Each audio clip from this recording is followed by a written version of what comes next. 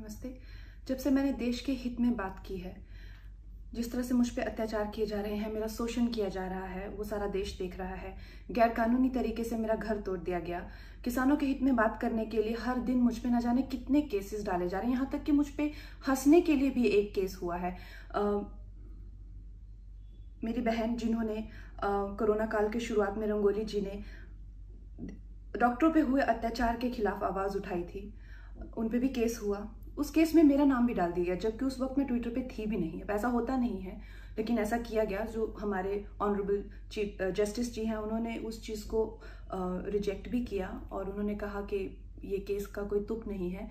उसके साथ में ऑर्डर आया कि मुझे चौकी पे जाके, पुलिस स्टेशन पे जाके जो है वो हाजिरी लगानी पड़ेगी। अब मुझे कोई बता नहीं रहा है कि किस तरह की ये हाजिरी है, और मुझे ये भी कहा गया है कि मैं अपनी साथ हो रहे इन अत्याचारों का किसी के साथ में ना बात कर सकती हूँ, ना बोल सकती हूँ, ना बता सकती हूँ। तो मैं ऑनरेबल सुप्रीम कोर्ट से भी पूछना चाहती हूँ कि ये क्या मिडीवल एज है जहाँ पे औरतों को जिंदा जलाया जाता है, वो किसी से कुछ बोल भी नहीं सकती, बात भी नहीं कर सकती। इस तरह के अत्याचार सारी दुनिया के सामने हो रहे हैं। मैं लोगों से यही कहना चाह रही हूँ, जो आज ये तमाशा देख रहे हैं, उनसे यही कहना चाह रही हूँ कि जिस तरह के खून के आंसू 1000 साल की गुलामी में सहे हैं, वो फिर से सहने पड़ेंगे अगर राष्ट्रवादी आवाजों को चुप करा दिया गया। जय हिंद। नमस्ते।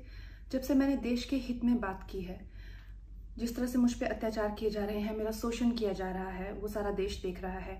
गैर कानूनी तरीके से मेरा घर तोड़ दिया गया। किसानों के हित में बात करने के लिए हर दिन मुझ पे न जाने कितने केसेस डाले जा रहे हैं, यहाँ तक कि मुझ पे हंसने के लिए भी एक केस हुआ है।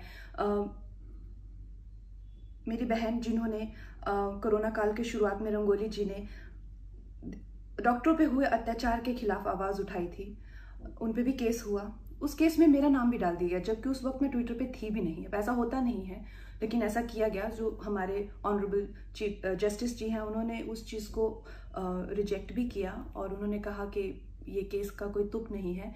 उसके साथ में ऑर्डर आया कि मुझे चौकी पे जाके, पुलिस स्टेशन पे जाके जो है वो हाजिरी लगानी पड़ेगी। अब मुझे कोई बता नहीं रहा है कि किस तरह की ये हाजिरी है, और मुझे ये भी कहा गया है कि मैं अपनी साथ हो रहे इन अत्याचारों का किसी के साथ में ना बात कर सकती हूँ, ना बोल सकती हूँ, ना बता सकती हूँ। तो मैं ऑनरेबल सुप्रीम कोर्ट से भी पूछना चाहती हूँ कि ये क्या मिडीवल एज है जहाँ पे औरतों को जिंदा जलाया जाता है, वो किसी से कुछ बोल भी नहीं सकती, बात भी नहीं कर सकती। इस तरह के अत्याचार सारी दुनिया के सामने हो रहे हैं। मैं लोगों से यही कहना चाह रही हूँ, जो आज ये तमाशा देख रहे हैं, उनसे यही कहना चाह रही हूँ कि जिस तरह के खून के आंसू 1000 साल की गुलामी में सहे हैं, वो फिर से सहने पड़ेंगे अगर राष्ट्रवादी आवाजों को चुप करा दिया गया। जय हिंद।